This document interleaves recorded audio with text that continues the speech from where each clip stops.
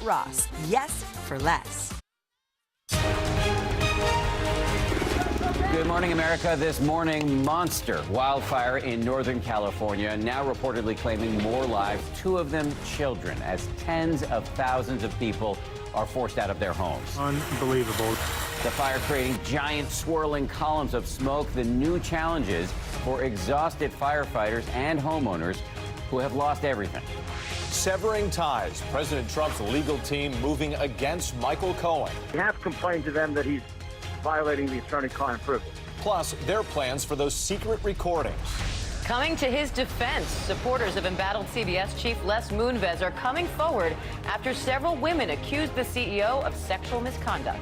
Murder suspect captured. A man suspected of killing a woman in New York, arrested in California, accused of luring in his victims on dating sites. There's potentially more victims out there. Is he connected to other murders? The coast-to-coast investigation this morning. And police encounter. Actor Ving Rhames sharing his story, mistaken for an intruder in his own home. What happened when he opened the door to police?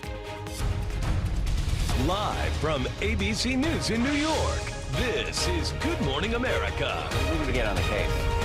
Hey, good morning. Paula has the day off, and so does Ron, but I'm very happy to have Diane Macedo and Whit Johnson on the set again this morning. Good to be back. Both of you. We're celebrating, as every time you're here, we have food. So yesterday was cheeseburgers, today it's chicken wings. That makes me happy. Also National Lipstick Day, too. Really? If you're not a fan of chicken. Oh. A solemn holiday. Yes. We'll be Are celebrating you guys Not celebrating? today. Yeah. No, it was Chapstick Day as well. We're going to start here, though, with the breaking news overnight. Take a look at this map. We now have 61 uncontained large fires in 15 western states. It's an emergency. And the worst of the fires, the so-called car fire in Northern California, is now growing and claiming more lives. There are reports 3 more people have been killed, a great-grandmother and 2 children, and more than a dozen people are reported missing. And we're also getting a better sense of the physical destruction here. In this neighborhood, house after house reduced to rubble. The effort to contain the fires taking a toll. These exhausted firefighters taking a break on the lawn of a house they're trying to protect. There are hopeful moments to look at this. These officers saving a fawn abandoned by its mother. But overall, this is an extremely dangerous situation, especially with the heat showing no signs of relenting. We have team coverage this morning, and we're going to start with Rob, who's right there on the front lines in Redding, California. Rob, good morning to you. Hi, good morning, Dan. You heard Whit talk about the efforts to contain this blaze, and they haven't really gone too far. Still, only 5% contained, 83,000 acres burned now with this fire. You can see behind me, boy, this is what's left of 3 homes here, 3 of the 500 structures, over 500 structures that have been leveled to the ground. So not only are firefighters unable to contain this, but as you mentioned, this story taking a sad turn yesterday with 3 bodies of civilians that were found in this neighborhood, and now there are new fires burning across the state. This morning, more wildfires roaring across California, forcing more mandatory evacuations. South of Redding, another blaze igniting in Napa County.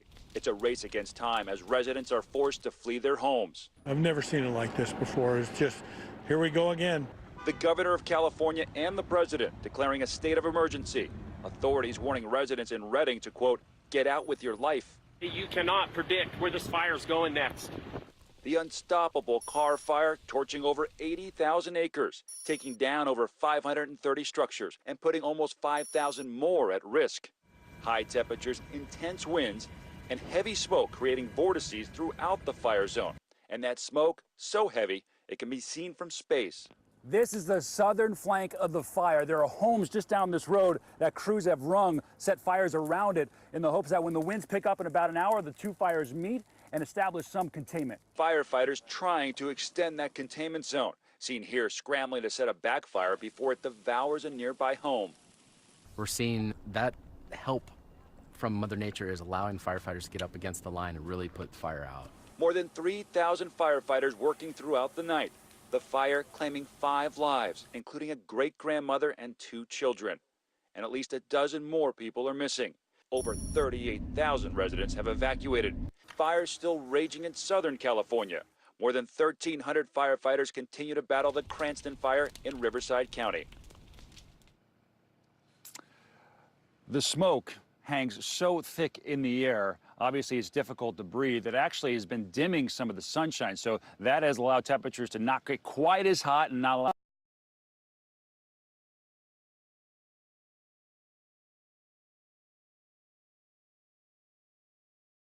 red flag warnings because the heat's going to be building. Take a look at this. Into the northwest. We'll get back into it for Washington and Oregon with red flag warnings and excessive heat watches there. Portland and Seattle are going to get well into the 90s, maybe touch 100 degrees. And, of course, inland parts of California are going to continue to be hot, not just today, but right through the beginning of part of this week with low levels of humidity.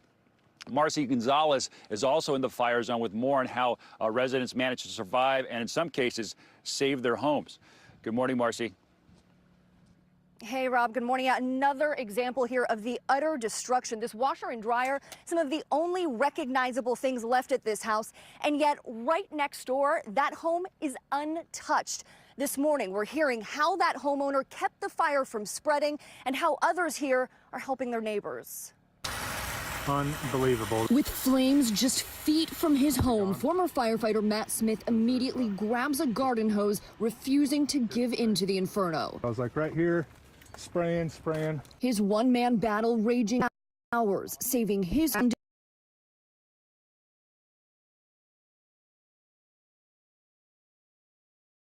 by flames. Firefighter Joshua Wilkins spots this golden retriever on top of a car. Some of her fur singed, her paws badly burned. He carries her to the fire engine, later reuniting her with her owner.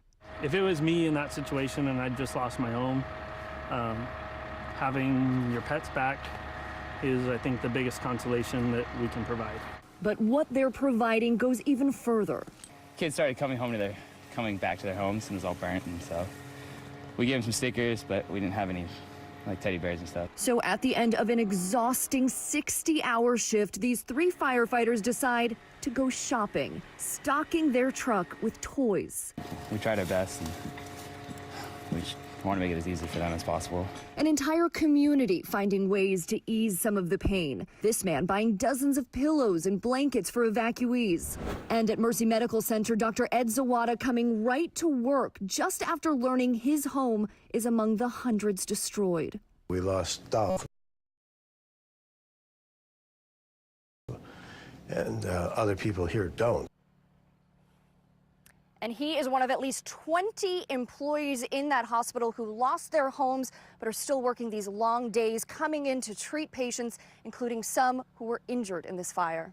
Guys. Yeah, so many people selfless here, going out to help others while they themselves also need help. Incredible. All right, Marcy, thank you. And turning now to politics and that widening divide between President Trump and his former personal attorney and fixer, Michael Cohen. Yeah, the president's new attorney, Rudy Giuliani, issuing a warning, but Cohen's camp fighting back. ABC's White House correspondent Tara Palmieri is in New Jersey, where President Trump is spending the weekend at his golf resort. Tara, good morning. Good morning, Whit and Diane. The relationship between the two has really deteriorated since Michael Cohen started dropping hints last month that he's willing to cooperate with prosecutors. Giuliani told me last night that they've ended the defense agreement, meaning that they don't share information anymore, and the Trump campaign won't cover Cohen's legal bills. With Trump's longtime fixer Michael Cohen, while sending him a strong message to keep quiet. The president's lawyer Rudy Giuliani telling ABC News by phone, "We have complained to them that he's violating the attorney-client privilege, publicly and privately. He's in grave jeopardy of being disbarred." After more than a decade, Trump and Cohen's relationship hitting a new low. Cohen, who's under investigation in the Southern District of New York for possible charges ranging from fraud to campaign finance violations, no longer receiving financial support from the Trump campaign as part of a joint legal defense agreement. I mean, I don't know what happened to him. A few months ago, he wasn't telling all these lies. A few months ago, I didn't know he was a lawyer who tape recorded his client secretly. This comes as ABC News has learned that Cohen claims that then-candidate Trump knew in advance about that infamous Trump Tower meeting in 2016, when his son Donald Trump Jr., Jared Kushner, and former campaign manager Paul Manafort promising dirt on Hillary Clinton. President Trump has long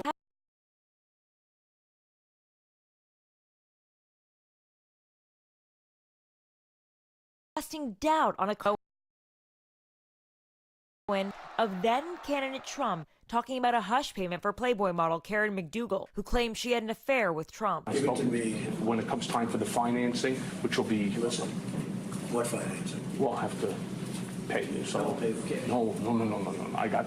Trump's legal team hired experts to examine the tape. Giuliani suggesting that it was doctored by Cohen. We've had it analyzed. He went back and edited out a portion. Cohen's legal team is firing back. Mr.